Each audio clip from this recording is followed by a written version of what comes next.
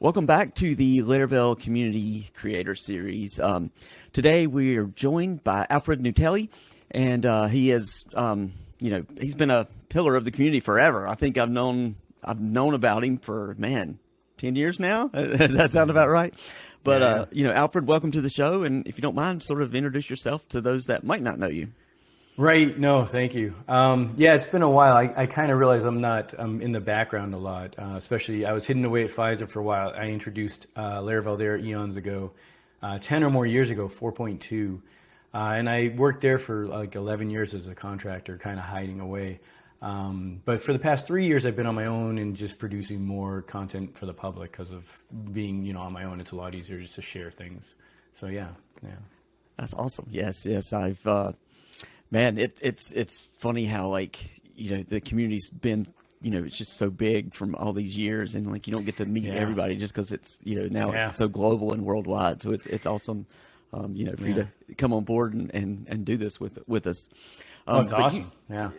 Thanks. So you have a project which is pretty interesting. It's called LaraLama. Did I pronounce that right? Kind of like the animal. Yeah. It was called LangChain before that, or LaraChain, sorry.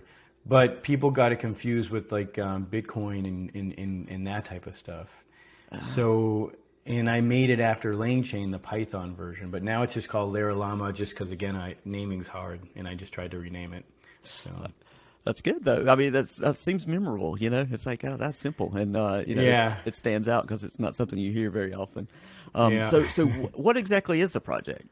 So, and that's the thing. So 2 years ago, so basically it all started out of being scared out of my socks one night, learning about LangChain. LangChain is the Python project that builds automations and workflows and makes it really easy for developers to say, hey, I want to connect all these things together with LLMs and workflows and all this stuff to then make things happen, projects and agents and stuff that can really automate stuff. And I'll talk about that later because with your workflows, we could talk about that. And I was like, wow, what's going to happen to me, a PHP Laravel developer? Do I have to start learning Python? Where do we fit into this next era of web technology?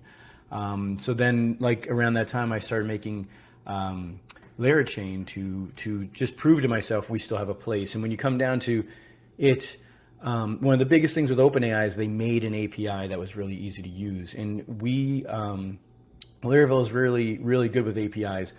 And so when it comes to building web stacks that can have scheduling, batching, automations, we still have a foot in the game, or whatever they say, because we can do all that and use these APIs and get all the benefits of this AI, or more importantly, or more specifically, LLM integrations. So that's where LaraLama is at. Now, at its core, it is a RAG system, but where it helps to retrieve data from a vector database, augmented with the LLM, and generate more data from that, or more output. But it's more than that. The goal was actually to go beyond making it for developers, but making it for business owners or no-code level people as well, who can log in, click, and do things to automate, like checking their email boxes or scraping websites to gather data about their clients and then generate more content. So it really started to grow into more than a RAG system, because I'm seeing workflows and automations around that. And one of the most recent ones I'll talk about after is how it can be a personal assistant around projects and planning around that. So that's the gist of where it came from and what it's about. That's awesome. Yeah, it's that whole for me, sort of very new to that side of the tech stack, to all this, the future of LLMs and everything. Say you had to explain LLM to somebody that's not even big into coding. How would you even describe that, I guess? I know a lot of people are saying it's autocorrect on steroids. I think a good way to look at it is it's just a way for us to feed a prompt to, or a question with some information, and get results. And it basically, people are fearful about hallucinations, but that doesn't have to be a problem once you get better at these tools. So an LLM is just an API or system we can use to basically hand it a question and get results. So, for example, I have a lot of, I'll use, here's a nice one. We send recipes to LaraLamma via the email address it makes for you. It takes all those recipes, and at the end of the week, it sends a summary of the recipes and what we like. You know, it then summarizes them by title, by cook time, or whatever we want. Because we tell the LLM in the prompt, you know, at the end of the week, send us an email, summarize all the new recipes this way, and then it produces that output that way. So does that answer your question there? It does. It does. That's pretty good. That was a good explanation, I think. So I think my next question just about the project is you can actually use sort of any backend, right? As far as like OpenAI or Claude or that's a good question. There's a couple more, right? Oh yeah, and it's endless because again we're like once this became an API thing, it's endless, and we shouldn't lock ourselves down to an API like OpenAI especially. So the goal here is two things. One is by being agnostic to the LLM, where we can talk to any API and get the results, just like we do with storage or cache or anything in Laravel. We talk to an LLM, we get the results, and we format them like the same for any LLM you're talking to, any API. And so at that point, it doesn't matter. You can just keep spitting out these HTTP-driven drivers in Grok, Claude, LaraLamma, that's what I really want to talk about, and OpenAI are the ones that I have working right now. But then you get into the more important thing coming up down the road is like within 2 years, like recently PCs have released chips that are good with AI. So you can run LaraLamma. Have you heard of LaraLamma at all? I have not, no. So LaraLamma, LaraLamma is like the Nginx of LLMs, okay? You run LaraLamma on your machine just like Nginx, download, click, running. But then you pull in a model. So I'm going to pull in the model LaraLamma 3.1. So now you can then run that model on your machine and ask it questions. It makes an API. So just like Nginx, it's a proxy. That proxy has an API. You talk to that API. It happens to match OpenAI exactly. So now you could just point your driver there, right? So now you have a local LLM that you can talk to. More importantly, for a lot of people, A, it costs nothing besides your machine, and B, you don't have fear of like your data leaking out because you're running a local LLM. So that's another win here, is that when you're working as a developer locally, or if even for privacy reasons, you can use that local API. So it's another key thing there. So that's awesome. Yeah. Yeah, it is amazing. Yeah. I was going to say, yeah, it's, well, while we're talking about this, let's talk about some use cases. For me as a sort of a content creator, the first thing that comes to mind is like article summaries for sharing on socials.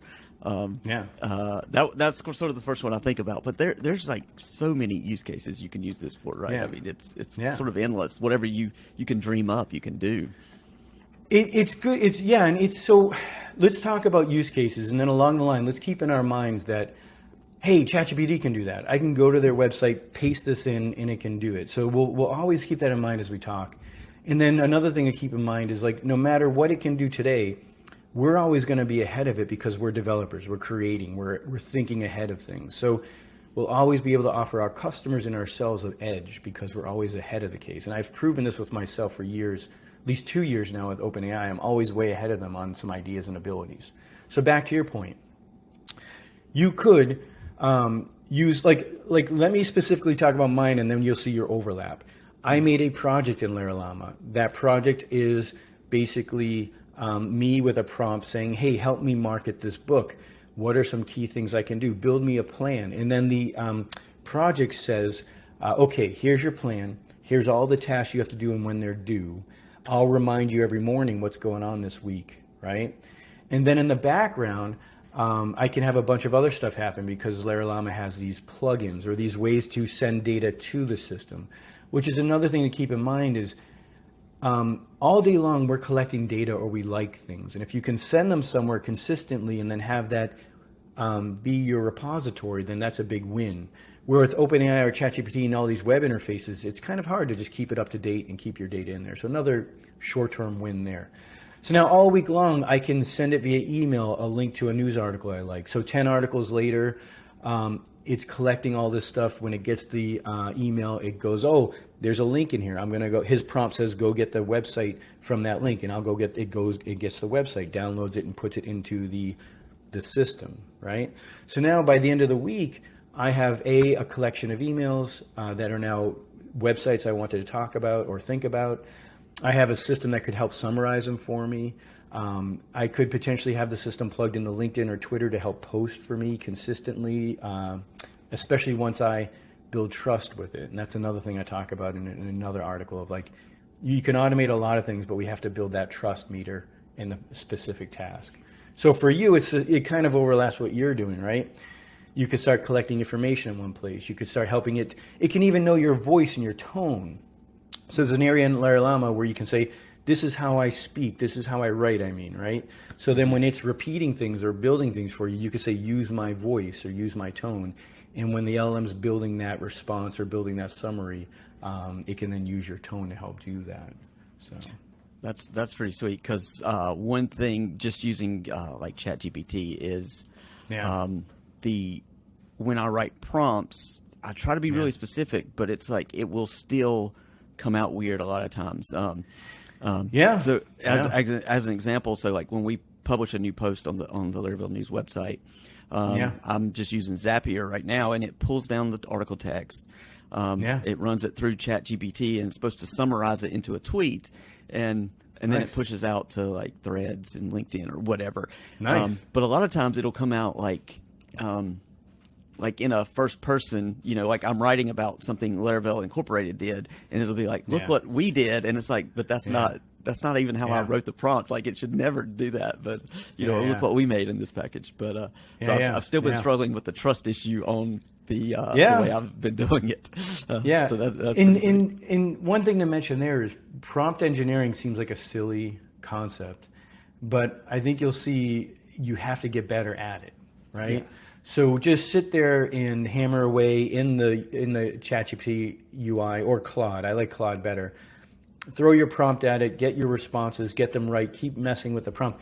Ask it to help you fix the prompt to get the right answer, because what you're asking isn't hard, impossible. I mean, it's just you need to keep refining your prompt to help with that. And the concept of multi-shot versus one shot, like you can give it multiple examples of what you want, multiple examples of what you don't want, so that it can keep learning. And not learning is a bad word. It can keep using the context of your prompt to not do the wrong thing again. So that's awesome. Not to sort of derail too much, but as far as like deploying, like say I want to run this on my site, I can just deploy it as a normal Laravel app, or is there like a whole lot of stuff involved? Like I'm thinking like through Forge or something like that. Forge. It's really that easy. So ideally it would be a bunch of easy, like Filament. Ideally it would be like Filament, but it's not. I mean, like, listen, my goal is to inspire people to think about this. Right, we have. Look, I was pulling up some numbers about Lane Chain. There's 72,000 stars on GitHub versus Laravel 78,000. This is a popular thing that no one's talking about in our community. Very few people that I meet even know what Lane Chain is. Okay, right, I've never heard of it. Right. So my point is, there's something going on here. It's more than hype. It's a new way of thinking about tools. Just like WordPress was a CMS. We have a new era of, like, I call it a CRS, a content retrieval system, but it's more than that. It's automation, it's workflows. And so ideally it would be like Filament, where you can plug it into your Laravel package and go, right? Right now it is like WordPress, where it's like the whole thing or nothing. And that's not ideal, whatever. But honestly, Forge, deploy, use a Postgres database on Forge, and everything should just work, because it's that simple. It's just Laravel, Postgres with its vector ability, which is awesome, Horizon to run queue jobs, and that's pretty much it. In WebSockets, Reverb or Pusher to get a little bit of the dynamic UI. But then what you get after that is you get the awesomeness of Laravel with the scheduling, where you can have tasks waiting to run. You can tell it to go check an email box. So that's another thing. I have an email box, so you can make like an info at your email domain, and then you can say, okay, go get emails from there. And so every time you make a new email box, it will just put the email plus 1, 2, 3, 4, 5 at that domain. So you can just keep creating on the fly more and more places to send different types of emails. These are my emails about news articles. These are my emails about things I want to look into, blah, blah, blah. So before long, you can use these different techniques. Or how about this one? You have 5 projects and they're all in GitHub, and every time you commit, the webhook sends back to LaraLama the results. So now at the end of the week, you can sum up your changelog for 5 projects because it's all right there. So you got webhooks, you got web scraping with browser shot, so you can set up browser shot. And you have web search with the Brave API right now. So you get all these things, like you said, by just Forge, deploy, Postgres, which Forge will do for you. And it should be that easy, honestly. Yeah. That's really good. That's what I like to hear, is the easy side of it. That's the goal. And it hasn't, so the concept of output is there as well, where you can say, hey, make an API around this collection of data. So now you have a collection of news articles, or more importantly, I was talking to someone I'll just say, like, there's a company I know that has articles online, and they're like, how do we make this whatever, so it's using this modern technology? But you could be sending all that stuff here, and then you could say, make this an API, click a button, and now you have an API. So now on your website, somewhere else, you have a chat widget that talks, when the user asks a question, it actually is asking it from your API in LaraLama and gets the results. So you can actually right away plug in this LLM API to any website you want, but using your data that makes it chattable. So yeah, you can go in a lot of directions there with LaraLama. And again, this is all to inspire ideas. If LaraLama is gone in 5 years, I don't care. It's to get us thinking as a community, what can we be doing? And I think what we need to be doing to stay maybe relevant or relative in this next era, Yeah, for sure. I mean, that's all you keep hearing about probably the last 5 years is OpenAI and LLMs and everything, and prompt engineering. So I feel like it's one of those things that's definitely going to be here to stay. I have a question. This is totally off the wall, but as you're describing all this, so one feature of the Laravel news site is we have a community links section, and it's sort of hard to keep up with because I'm only one person, and then what I normally do is every Sunday is when I go in and approve them. It would be nice. I don't even know if this is possible, but it could it scan and be like, this is spam or not spam? No, that's beautiful. Like 100%. Like you could say, hey, go look at these URLs, go parse them. So LaraLama, and again, you can grab the code and just use it. So LaraLama will take your URL if you use, so LLMs have a tool ability, and the tool says, the LLM says, oh, he wants a URL turned into a website. So it says, I'm going to use my tool, URL to website, and it just knows it, right? So then it would get that data, and your prompt would say, then verify if this is spam or not, and then the results would be like yes or no, like whatever you want, right? Okay. So you could in one prompt say, check these URLs for me. If it's spam, return false. If it's not spam, return true. And then even, do the next thing. If it's okay, then your next tool would be then go set it to approved in my database, because it could query your database, but not magically.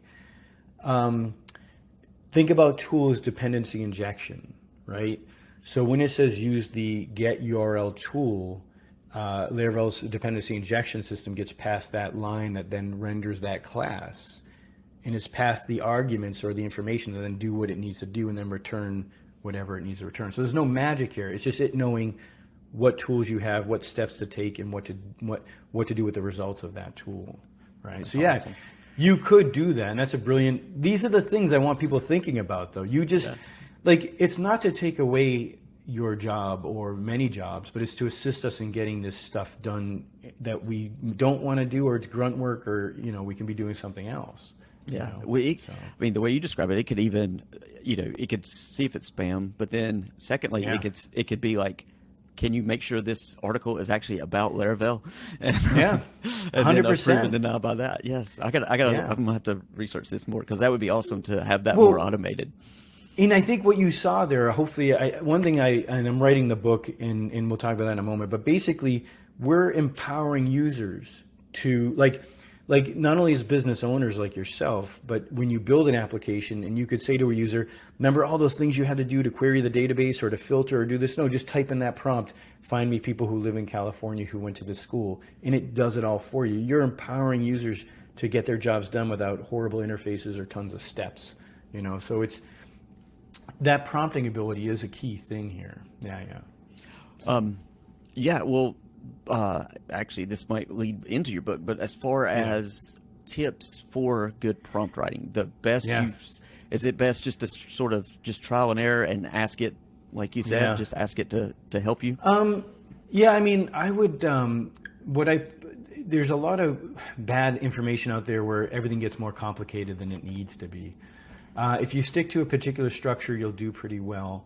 And then there's the deeplearning.ai site where it's written by or run by Andrew Ng. I forget how to say his last name.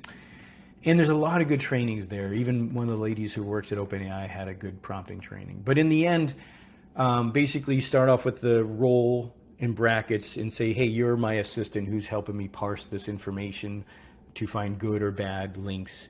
And this is, these links are, and explain what it's about, right?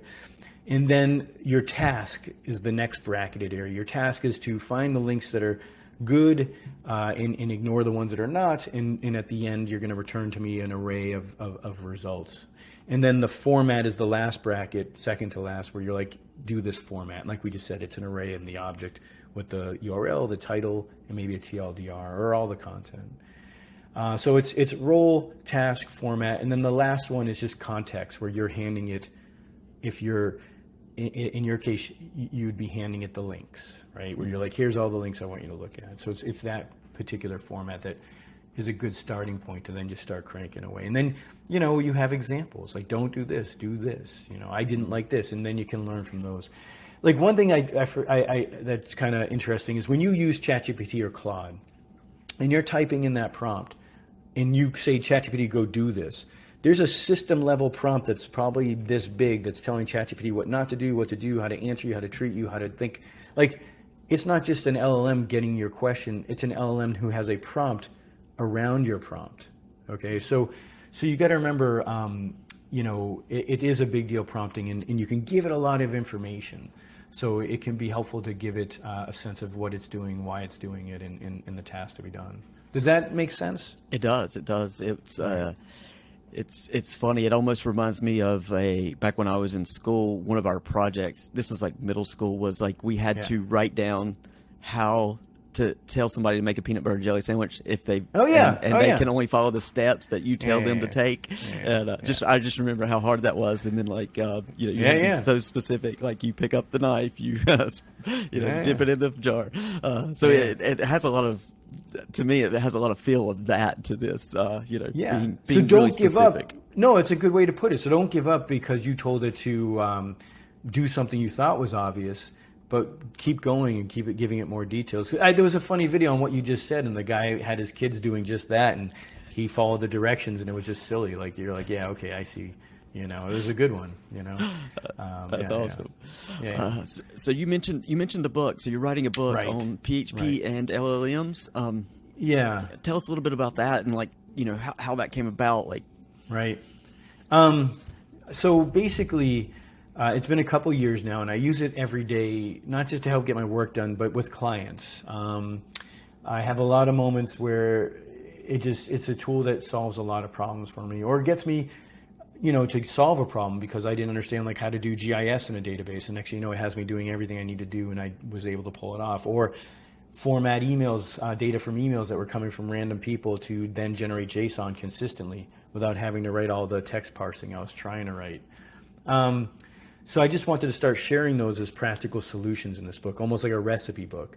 But at the same time, help the developer understand how this works with prompts, how this works with drivers and APIs, and how we can build or work in this way that it doesn't matter what API we're using, because it's and it will continue to do that, where it shows all these examples, explains it, and hopefully at the end the person can just start to see real like day-to-day examples they can use it in for work. And it just it's really interesting stuff, because a lot of stuff is changing, and so I want to. It's kind of the foundation, so you can keep ahead of things and not wait for things. Like if you're waiting for OpenAI to do something, or our PHP OpenAI driver, you're going to be waiting, and you shouldn't be, because these are just APIs and code. Just make stuff happen. So hopefully, we'll help people get ahead and just understand the root of things. So that's awesome. Yeah. So the book, it's still in development, right? Yeah, it's still working, not officially launched yet. Yeah, it's about 5 chapters in. It's there to buy. It's there to see some sample chapters, and there's a newsletter that you can then keep up to date with the articles and stuff going on. And I continue to release some of the chapters or articles about the chapter to just share some information while I go. So that's awesome. Yes, and so where are you publishing the book? Are you using Yeah, I went with LeanPub for no good reason. I'm old school. Yeah, that's all I could think of. So yeah, I don't know if anyone uses them anymore. So yeah, LeanPub, PHP LLMs should be able to find the book pretty easily, or we can share a link after. Yeah, we'll definitely have links of all this in the show notes when we publish it up. And then I guess as far as the book, the PHP LLMs, is it? Yeah. I mean, if you know Laravel, you know PHP, so Right. using the title PHP gives you a broader audience, right? Than just saying this is. And Laravel I didn't want to LLMs. deal with any legal stuff, but it's so Laravel, it's insane. I'm a Laravel. It's what I know, So, right. But it is, at the end, I want all PHP developers to kind of be aware of, like, let's embrace this like the Python community did. Let's make tools around these APIs and so forth. But yeah, it's a good point. It is very Laravel centric. So yeah, that's awesome. Are you thinking of sort of like creating like a community around all this being like the thought leader of the LLM PHP LLM? I don't know if I have the control to do all that. Like, I think this stuff just happens organically. Who where you are in the community. For me, I'm just going to keep. I have clients. I'm working on things for people. Things come up, like, it's just amazing the stuff I've been solving for people lately that I couldn't have done before. And it's just fun because when you're like, oh crap, we can do this. You're like, this is awesome. Like, even one client, like, they have this list of data that they have to get, and the customer won't let them export it because they're hoarding your data. She can take screenshots and it gets translated into the system, right? Just from a screenshot. And it's like, yeah, this saved our butts. You don't have to hand enter this. This was awesome. So there's all these little moments that come along where problems are getting solved that I couldn't have solved before. So I'll keep doing that. I'll keep blogging. I'll keep putting stuff on YouTube, and I'll have a video course eventually after the book to just help people go deeper, hopefully, or just continue to hopefully learn this. If they don't like reading, they rather learn through videos. Some people like that better. So yeah, the community thing, I hope, but it's a tricky one, right? Like, it's there for the open source. It's there to be a community, and hopefully people can drive it to that next level. I don't know how they did it with Filament. I don't know if it was just good stuff at the start or like, but that's a great example of a success in my book that I would like to strive for with it. Yeah. So. Yeah. I don't know on Filament. I know Laravel itself. I was there in the very, very early days, and it was basically IRC, and it was just like that's how we communicated and talked to everybody. And then sort of and then what? Then they switched to something else. I can't. Maybe it was Slack or not Slack. Telegram. Yes, Telegram, and then from there it went to Discord, I guess. It's sort of, I think just as a project owner, just having some place to go and be like, where can I go ask a question when I don't understand what I'm doing wrong is really beneficial. But no, it's a good point. I'll keep that in mind. I was using GitHub's discussion area, but it's not. I don't think it's the same because it's not real time. So it's a good point. Yeah. So speaking of on that, I'm totally on a tangent now. The one thing I hate about Discord and all these other things is you can never search. Like, the search is never good. Like, in the old days when everybody used like old style forums, you could just go to Google and type in like whatever, and boom, it was there because it was all indexable and searchable, and it was like, well, this is the answer. But I guess in theory, we're actually in this transitionary phase of searching right now, because you can still use the Google and you still get the, whatever. But now it's like everybody's going to ChatGPT or going to all these things and searching instead of actually going to Google, if it's something that it could explain, and you're getting better results. Yeah. I mean, they're going to release something soon about that. Yeah. I, talk about a tangent. Yeah. I just Discourse, and I always get them mixed up. Is it Discord or Discourse? Because there's that one where the Stack Overflow guys released, which was a great forum software, but then there's the one everybody uses for everything else. And I always click the video button, so in the moment I'm like panicking because I'm like, I just started a call with this person I don't know. So anyways. Yes. I think it's Discord. CORD is the one with the call button, and then Discourse is more like the forum software. But I'm going to follow up later because I think you're spot on. I need a more dynamic place if I want to build community where people can come in and ask any question. Yeah, that's a good point.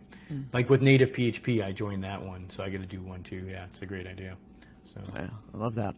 And now the book, when you're expecting, I guess it's for sale now, and then you just as you release new chapters, if you purchase the book, you get the chapters as you write them and as they come out.